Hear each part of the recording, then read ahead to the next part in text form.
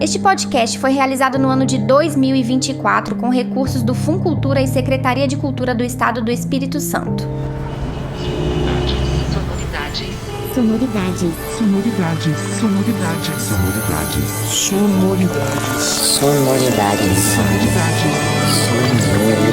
Sonoridades. Muito bem. Sonoridades. Oi. Podcast sobre música. Oi, som. Estamos aqui falando agora com ele, patrão, o cara do underground capixaba e nacional, Fábio Mozini. Quem dera, meu sonho. Seu sonho? Não, mentira, meu sonho é Qual que é o seu sonho? se aposentar. Cara, esse sonho é um sonho presente na vida de muita gente e vou dizer que talvez muita gente não o viva, né? Muita gente não vai viver. Será que a minha geração vai aposentar? Eu tenho dúvidas sinceras, assim. A sua, acho que vai. Possivelmente de forma precária, né? E já com algumas doenças e com pouco salário, assim. Mas vai, né? Mas esse programa aqui é alto astral. A gente não quer falar de desgraça aqui, tá? Com energia lá embaixo, hein? Energia lá embaixo. Cima. Tem que ser um refúgio pra tristeza que é a vida das pessoas. Vamos lá, Fábio. Posso te chamar de Fábio? Pode. Você tem muita moral na casa aqui. Eu queria saber, cara, esse podcast aqui é um podcast que a gente vai falar basicamente de música, não só de música por si só, mas trajetórias diferentes na música. E aí a gente queria saber aqui, claro que, sou seu amigo, convivo com você há bastante tempo aí, sei bastante coisa, mas já muita gente... alguns segredos, alguns podres? Muita gente não sabe como é que foi o início ali da sua vivência musical com suas bandas, né? Foram várias bandas, podemos dizer, né? Mas a principal a gente pode falar que é o Muqueca de Rato, né? É a minha banda principal. Mas antes do Muqueca de Rato, queria entender aqui o menino Fábio Mozini ali, criança. Quando que esse menino se deu conta que ele gosta muito de música e pensou assim, eu queria fazer isso também? Fui pego desprevenido tô aqui puxando pela memória, vou tentar fazer uma coisa bem abrangente mesmo, como nunca antes dita. Não é criança mesmo, 4, 5, 6 anos, eu ouvia música infantil, né? Trem da Alegria, esse tipo de música, eu ouvia muita historinha em disquinho também. Tinha Festa no Céu, tinha outros discos. Adorava aqueles vinilzinhos 7 polegadas colorido. Padre Zezinho, até hoje eu escuto. Um dia uma criança me parou, olhou-me nos meus olhos a sorrir. Então, escutava muito rádio AM, que meu pai era vertente Vandré, né? Meu pai escutava Taiguara, Raul Seixas, Geraldo Vandré, Xangai, os caras, tudo coisa cabeçuda, né? Você diz vertente é porque não foi pro lado do quê? Dos tropicalistas e do Jovem Guarda? Tropicalista ele até aceitava, Jovem Guarda ele odiava, né? Que para meu pai, Roberto Carlos é o maior enganador do mundo, do Brasil. E meu pai fala, o Roberto Carlos explorou a baleia, explorou a Amazônia, explorou a gordinha, ele tem uma raiva de Roberto Carlos, acho que ele tem ciúme. E minha mãe já ao contrário, minha mãe escutava rádio AM, né? Tudo que era um pouco de pop produzido e talvez considerado até meio ruim na época, né? Aquelas coisas mais brega, né? O nome brega. Eu escutava muito Jovem Guarda, minha mãe era aquelas fãs da Jovem Guarda. Então eu vim com essas duas bagagens aí. Eu sozinho com meu pai, ele tentava boicotar o Roberto Carlos. E sozinho com minha mãe, ela falava, essas coisas que seu pai escuta é muito chata. Então essas coisas foram embrenhando na minha cabeça, né? Quando eu era um pouco mais jovem, eu descobri o Kiss sozinho.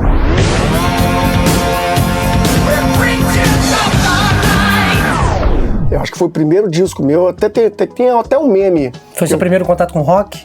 Pesadão foi. Que eu fui na MTV uma vez, quando existia MTV, aí o cara perguntou, o nome do disco é Creatures of the Night. Então você imagina como é que eu falei isso ao vivo lá na MTV, na Creatures of the Night. Eu fiquei vermelho, fiquei roxo, fiquei preto, velho, fiquei azul. De vergonha que eu sentia meu rosto queimar, velho, Creatures of the Night. E ouvia Titãs, ouvia rock nacional, aí eu passei pro metal. Eu escutei metal antes de hardcore, cara. Tinha uma galerinha ali em Coqueiral, eu morava na primeira etapa. Tinha uns caras lá da terceira etapa que ouvia metal. E eu comecei a andar com essa galera, tinha o cabelinho grande, compridinho. E, cara, olha que doideira.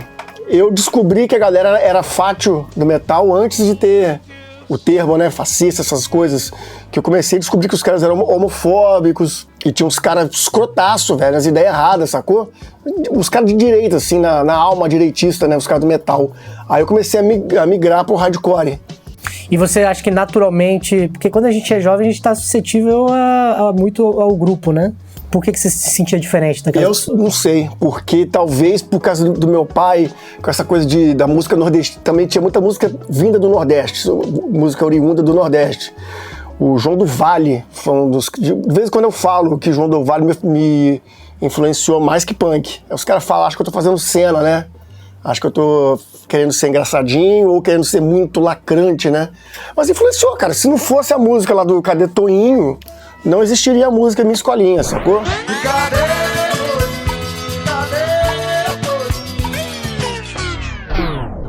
E eu via piadas homofóbicas, racismos, cara, era muito podre, cara. Os caras, terceira etapa ali, sacou? Chegou um momento que ficou assim... insustentável, sacou? Sabe quando você vai ouvindo a piadinha e vai guardando? E já sabia o que era o punk, sacou? E comecei a migrar pro punk naturalmente. E fazer música, como é que começou isso? Eu não consigo lembrar muito bem. Quem me ensinou a tocar, cara, tinha lá em Coqueiral tinha um camarada chamado Frank, que era um cara de Brasília. E esse maluco, o Frank, ele me aplicou uns sons tipo Anthrax, Slayer, que era... Então, mas tinha... Porque quando eu escutava metal mesmo. Eu escutava Black Sabbath, Purple, eu gostava muito de Iron Maiden. Eu gostava muito, aí me aplicou sons mais pesados, talvez fiz até uma porta pra eu voltar pro punk. Por exemplo, DRI foi esse cara que me mostrou o Frank, sacou? Tinha o Violent Pacification em LP. Naquela época não existia porra nenhuma, é difícil achar esses sons, né? Eu fiquei doido. E tinha o Zuzu, que era meu amigo de infância, que tocou comigo nos Pedreiros. Zuzu tocava violão, cara, tocava bem. A gente montou uma banda chamada Carcará. Tá vendo? Já veio a influência do João do Vale. E tocava o Dudu, que depois seria o primeiro guitarrista do Muqueca, na bateria. Então a gente fez umas músicas. New Wave Índio era dessa banda, Carcará. Só que era... Já era autoral. Era autoral e era diferente. E nesse Carcará... Um dia você formou o Muqueca. O Zuzu começou a me ensinar. A tocar baixo. Pegava um violão e ficava tocando ali no baixo. Até que meu pai me levou a Strauss, loja Strauss, no centro de Vitória, e comprou um baixo pra mim. Aquele Giannini que eu tenho até hoje aí. É um baixo bom pra caramba. Eram réplicas da Fender, praticamente, né? Praticamente. E tipo assim, o Carcará, cara, era uma banda virtual. Mesmo não havendo a virtualidade ali da rede social. É uma banda que existia, mas não tocava, não saía, ficava ali naquele lenga-lenga, sacou? Você ficava ensaiando? Ficava nisso. Ensaiando dentro de quarto, gravando, enfim, radinho. E o Dudu tinha uma outra banda chamada Totem. Era Dudu e Breck, era banda de cover. Dudu na guitarra, Breck na bateria. Breck do Muqueca de Rato. Breck no vocal. Breck no vocal. E Jean no baixo. Sabe quem é Jean? O tamborzeiro do Casaca. Pode crer. O tamborzeiro do Casaca, Jean no baixo. Uma doideira do caralho. Aí, cara, eu com o Zuzu vi que a coisa não andava, e o Dudu com o Breck viu que a coisa não andava. Aí, cara, a gente desfez as duas bandas e montou o Muqueca, velho. Foi um choque pro Jean, ficou putaço. Jean do Casaca. Como é que foi essa seleção? Quem vai pro Muqueca, cara, então, quem vai... Eu continuaria no baixo, sacou? O Dudu continuaria na guitarra, e o Breck é pra bateria, porque ele tinha tocado tarol na escola Gente Miúda. Então quando o Breck entrou na bateria, o Breck não sabia tocar nada. É tipo assim, escolheu um cara e botou na bateria, o cara não sabia, tanto que o Breck, ele parava assim, às vezes, né? Era o maior erro que ele tinha no começo, era esse, ele parava, sacou? E a gente já queria fazer um som hardcore, já nasceu para ser hardcore. Estamos falando aí de 90 aí... Se o Muqueca de Rato oficialmente é de 95, bote aí no 94, que foi aí uns 6 meses incubando a ideia, né? Em 95 a gente ensaiou com o Sandro, sim. Então quando o Sandro chegou, já existia bastante coisa no Muqueca de Rato feito. Tinha o nome, tinha a grafia, que era com K. Letras. As letras, tanto... Tem uma mini treta que eu descobri com o passar do tempo, que o Sandro reclamou com um amigo dele, Bernardo, Bemed, lá na Barra do Jucu, falou, porra, bicho, os caras não deixam fazer letras tudo do Mozini. É que quando o cara entrou já tinha as letras, sacou? Já tinha New Wave Índio, Minha Escolinha, já tinha todas essas letras. Quero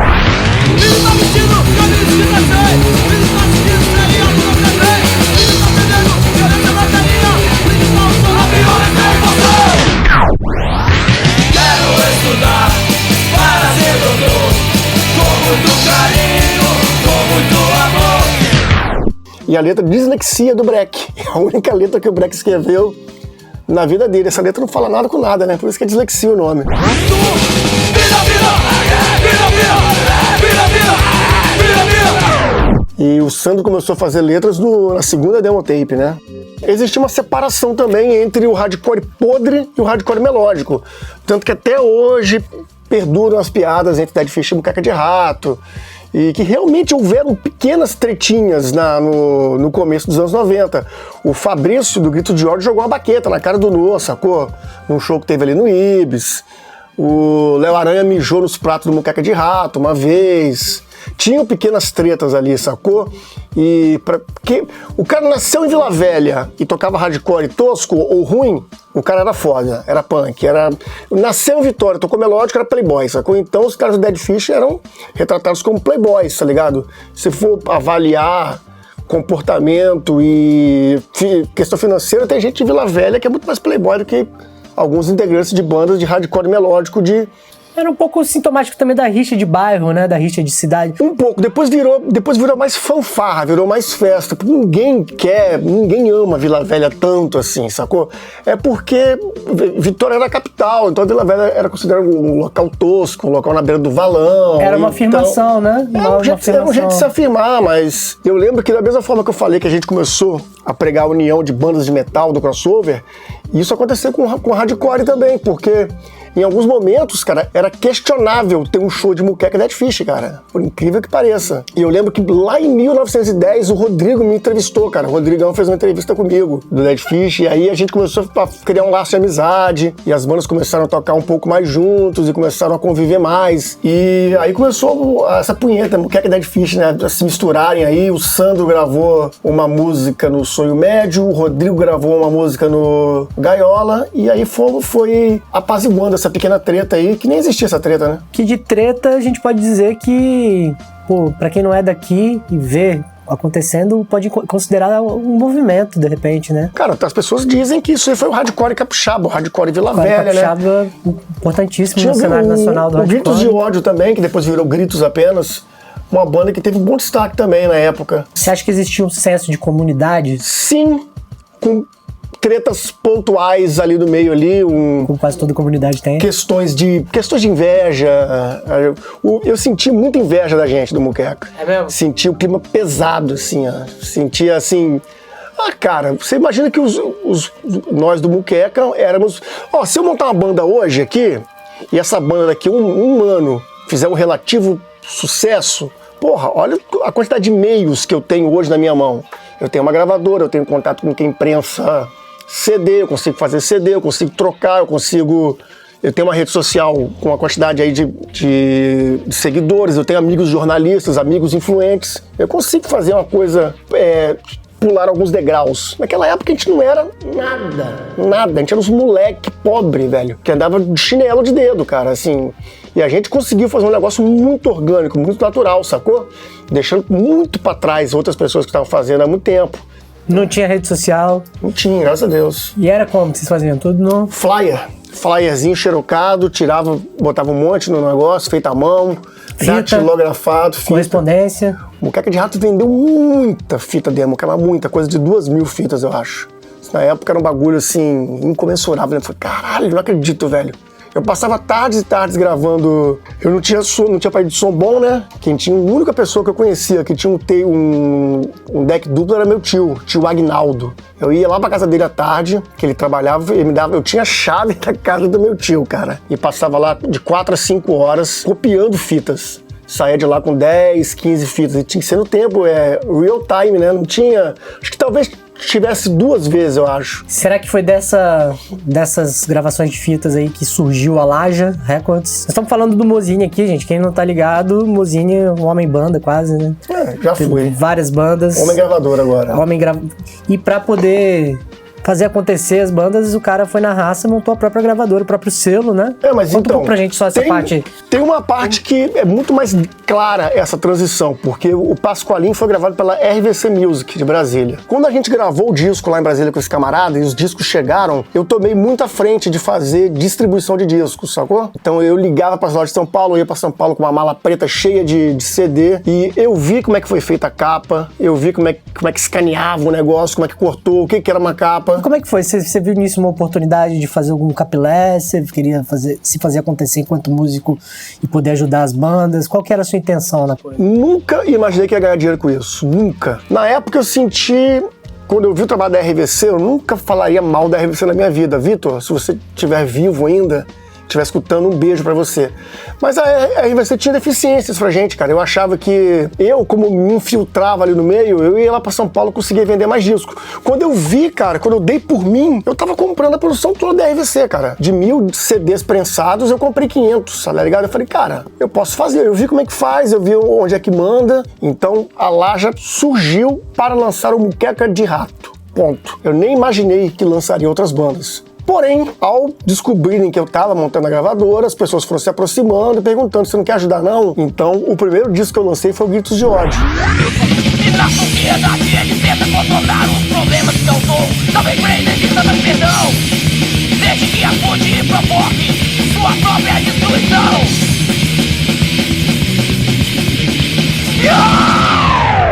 E aí, cara, eu percebi que a vida fora do Muqueca de Rato. Não, mas mesmo assim o Muqueca era o carro-chefe ainda, não tinha nem saído. Quando saiu o Gaiola, velho, ainda mais feito naquela caixinha bonitinha lá, uma espécie de digipack, com encarte, com 50 folhas de encarte, parece uma bíblia.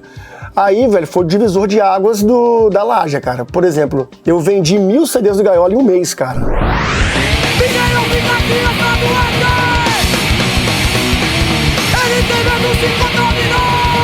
Um absurdo na época, sacou?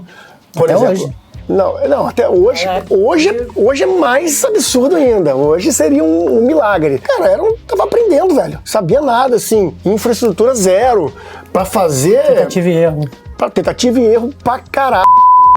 Por que o nome era Laja? Tinha uma banda chamada Tervetkade. Tinha, não, tem, né? A banda da Finlândia. A gente era louco por hardcore finlandês, né? E a gente brincava muito com o nome desse cara, a gente achava engraçado, Laja, né, com os dois extrema. Esse cara tinha umas fotos ali com as roupas meio sadomasoquistas, umas coisas pretas, então a gente falava que o cara era doido, olha lá o filho de Laja lá. Tinha essas gírias bobas que a gente inventa aqui, gíria que só 10 pessoas, um grupinho ali. Piada interna. Piada interníssima. Aí fiz virar pra piada interna, botar um nome, porque é um nome doido, né? Laja, loja, laje. E como é que funcionava a mente do cara que ao mesmo tempo tava ali tentando vender a banda, produzir disco, trabalhando pra caralho? E ao mesmo tempo escrevendo, como é que era esse Fábio criativo e compositor, como que ele conseguia conciliar esse trabalho de venda, né? Vamos botar aí que é quase um vendedor, né? É um vendedor. E com esse trampo criativo, com esse trampo artístico. Cara, eu acho que é fácil, cara, assim, não se mistura muito, né? Dá pra separar um pouco, porque, olha só, o Paulista, nosso guitarrista, o cara trabalha no banco. Então, quando tá lá de manhã, ele é bancário, e quando tá aqui à noite, cheio de estresse, dando soco em mesa, mas ele pega a guitarra, fala assim, ó, fiz isso aqui.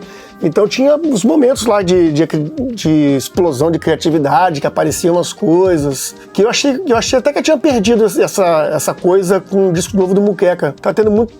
Foi o disco que eu mais tive dificuldade de aparecer com composições. Pode falar sobre a gente aqui? Pode, né? Pode. Você trouxe bastante coisa pronta, foi muito bom, né? Você trouxe o nome do disco, mas depois eu, Paulista, a gente pegou no tranco, né? Vocês fizeram o disco acontecer. Não, nós fizemos o disco acontecer, mas, por exemplo, você apresentou coisas de explosão de criatividade. A gente veio pra cá, sentou aqui e foi espremendo. Uma coisa que eu achei legal quando eu entrei no Muqueca, que eu vim de uma outra vivência de música, né? Compositor solo. E antes eu ficava lambendo muito a cria, ficava guardando muita coisa na gaveta. Às vezes sem sentido, assim, achando que aquilo pode melhorar, que pode melhorar. O Muqueca me ensinou uma coisa que eu achei muito massa. Vamos pegar essa referência aqui, a letra tá aqui, não sei o quê, pega junto as duas. Beleza, tá pronto, vamos lançar o disco. E nessa...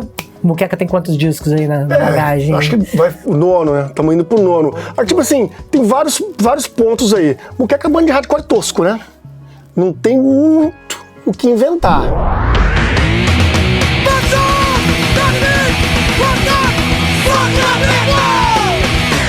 Muqueca teve algumas fases diferentes, né? Saídas de vocalistas. Sou meio suspeito aqui pra falar. Acho interessante que a banda funciona, né, cara? Como é que você vê isso, assim? Muita gente concentra a importância da banda, muitas vezes, na figura dos vocalistas, né? Já viu muita banda acabando porque o vocalista ou morreu ou porque saiu. Você acha que há uma resistência continuar com vocalistas diferentes e ainda assim continuar relevante e ainda assim continuar produzindo? Sandro foi muito marcante no Muqueca, né? A voz do cara é massa e contribuiu com letras maravilhosas, mas o Muqueca existia antes do Sandro, né? Quem fez o Muqueca foi eu, Breck e Dudu. Nós que inventamos tudo. Nós que forjamos mais ou menos qual seria o estilo do Muqueca. Tanto que quando o Sandro entrou, ele nem concordava muito. E a gente foi se ajustando, se adequando ali. Você pode ver que algumas letras do Sandro, as minhas letras são mais, chama de bobas, né? É o humor ácido ali, a política ácida. As do Sandro são mais sérias. Depois ele começou a fazer... Engraçado, depois ele começou a fazer as letras igual a minha e eu igual a dele. Mas quando o Sandro saiu pela primeira vez da banda, o Sandro saiu faltando uma semana pro dia D. Dia D 2 ou 3. E, cara, a gente ia ganhar o maior cachê da nossa vida. Talvez fosse R$2.000, alguma coisa assim, né? E além, independente do dinheiro, a gente queria tocar, velho. A gente queria tocar no dia D. Por que não vai tocar? Não, quero tocar nessa porra assim. E o primeiro show do dia D que vocês fizeram foi um sucesso, né? Foi um sucesso. O Sandro ficou pelado, rasgou a Bíblia, tocou pelado. A galera acaba lembrando mais disso do que do show. Mais disso qualquer coisa. Até porque era ruim os shows, a gente não sabia tocar nesses palcão grande. Só que o Bebê, ele foi entrando pra banda naturalmente, cara.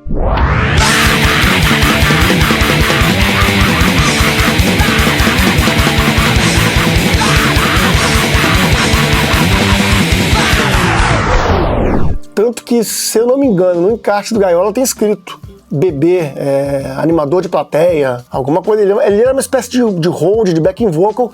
Então, cara, aconteceu um movimento de troca de peças natural. Quando, não vai ter show, não vai ter show, caralho, a gente vai tocar, sacou? A gente vai tocar com o Bebê. O show foi muito criticado, porque, na verdade, cara, a voz do Bebê vai pro gutural, né?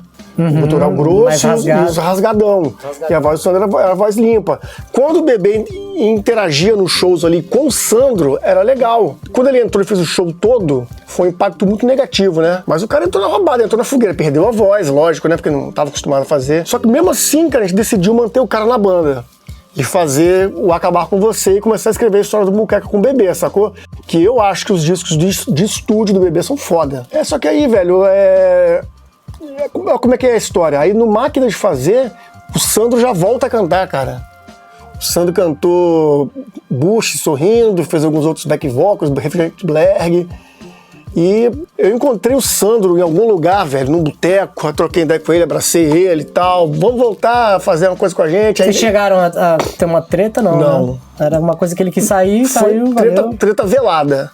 Fofoca daqui, fofoca dali, falou isso, não gostava da banda por causa disso, não sei o quê.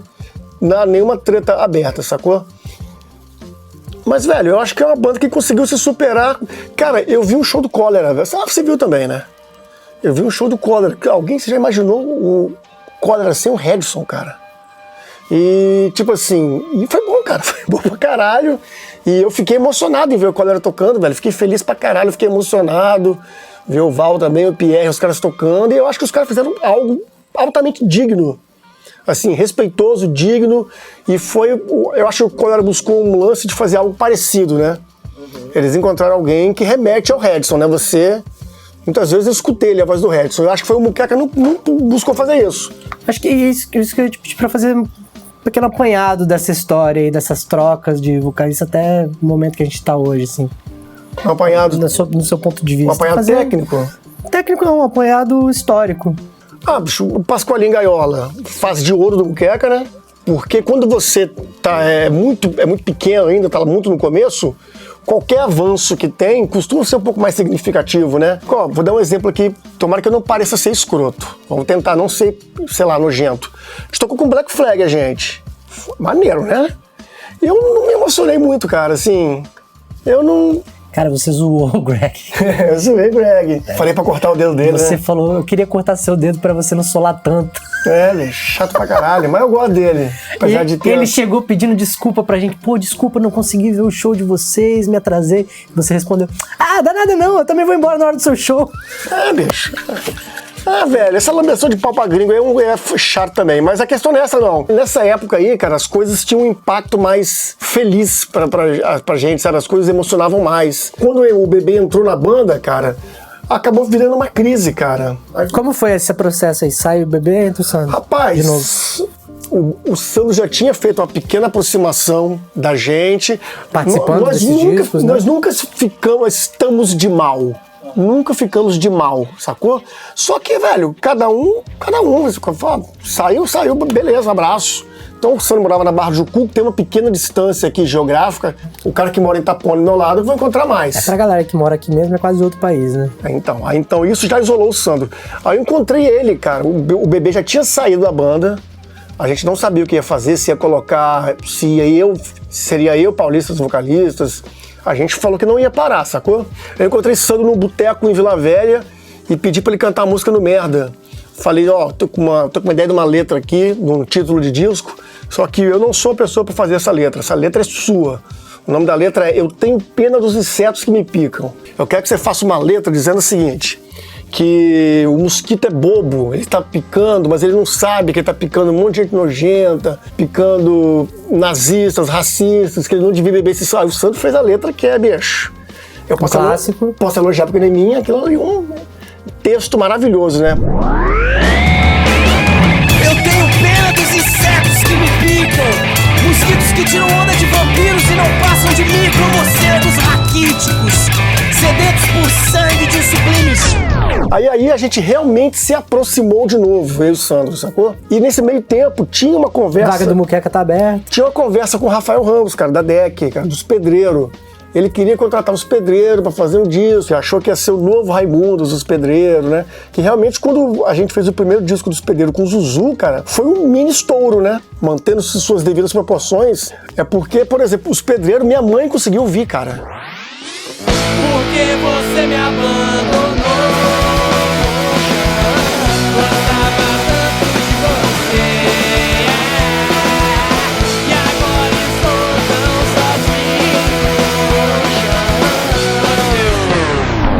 O rock escrachado tava muito em alta também, né? Tinha esse negócio do Raimundos ainda. Só que, como o Zuzu saiu, o Rafa não quis contratar com o Abreu Paulista, os pedreiros, que realmente mudou. Mas a gente continuou sempre em contato com o Rafa. E eu ventilei com eles a ideia do Sandro voltar pro Muqueca. Ele falou, velho, volta e vem assinar o contrato comigo pra gente gravar o disco com Carne. Leva cedo no seu dia de folga, o dia da semana que te mudou lá fora. De segunda a sábado, as cenas do seu fado, de manhã é pra batalha, no trânsito e no ônibus. E esse contrato com o Muqueca de Rato aí, você imagina que a banda tava na fase horrorosa, de shows podres, e de repente o primeiro vocalista volta pra banda, que era um cara querido, e gravamos um disco bom, bem produzido, e vamos pro Japão, cara. Tudo isso, sei lá, em 6 meses. A gente tá falando início dos anos 2000 ali, 2004 mais ou menos, né? O Carne 2004. Aí, 2004, que é também um ano que o hardcore começou a chegar na MTV Brasil também, né? A gente pode ver o 01 do Dead Fish, que foi mais ou menos nessa época também. Eu que coloquei esses caras na DEC. Como é que foi esse processo aí? Você é um dos culpados? Eu sou um... Pra MTV ter começado a... Não. Eu sou um grande culpado pro Dead Fish estar na DEC. Você é o bichão mesmo, hein, doido? Eu fiz uma grande articulação. Obviamente que os caras assinaram porque quiseram. E tem um mérito do Dead Fish ser uma banda do caralho. Pelo amor de Deus, né? Mas eu fui ali um interlocutor muito importante. Também já era um Dead Fish reformulado, repaginado, né? Guitarristas. Ele sempre trocou muito de guitarrista, né? Dead Fish é uma banda que trocou muito também, só não trocou. É um processo inverso ao do... A gente pode dizer que essa formação atual do Dead Fish é a mais perene, assim, né? Eu acho uma das mais importantes. E vem cá, a gente tá falando de gravadora grande no Brasil, né? DEC. Como é que foi esse contraste, assim, de underground, banda que você mesmo disse aí, tosca, indo pra uma grande gravadora? Quais eram as expectativas da banda, né? Então, baixas, que a gente já chegou com os caras da DEC falando, vocês estão aqui com a gente, vão gravar, mas vocês sabem que não é o mesmo tratamento Fala Mansa. É lógico que a gente sabe. Então, e o Rafael falou, o que vocês estão compondo aí? A gente falou, cara, a gente não quer fazer nenhuma música pop, não, velho. Rafael, quem falou de pop, velho? Eu quero que vocês sentem o pau aí, velho. Eu quero que vocês toquem hardcore, velho. Quero saber, então, nunca houve nenhuma entrelinha ali Nunca houve nada, olha, vamos fazer uma musiquinha aqui pra não sei o quê. Nunca houve nada. Então, mas a gente obteve alguns benefícios. Tivemos videoclipe razoavelmente melhor produzidos, com apoio da DEC. Esses vídeos foram custeados pela DEC. O Rinha de Magnata concorreu à VMB. Eu acho que nós entraríamos por méritos, tanto que Maconha já tinha entrado, mas você chega com um crachá colado, sabe?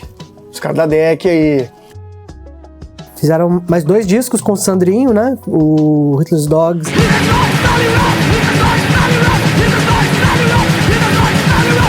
Atletas de Fristo. As chiquitas, filhas, correndo sem parar. Maratona no abismo, a avalanche vai chegar. Só tem a condição da caixa de apagar. Tem cavalo com a fio, tem a mão acelerar.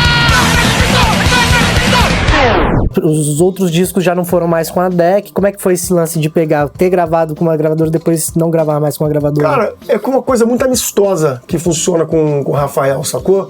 Que, na verdade, quando a gente saiu, se bobear, a gente tinha um contrato assinado ainda. Mas o Rafa sempre foi um cara muito livre com a gente. Inclusive, no momento que a gente achou que seria interessante voltar pra lá, ele nos recebeu de braços abertos, né? Inclusive o senhor foi lá.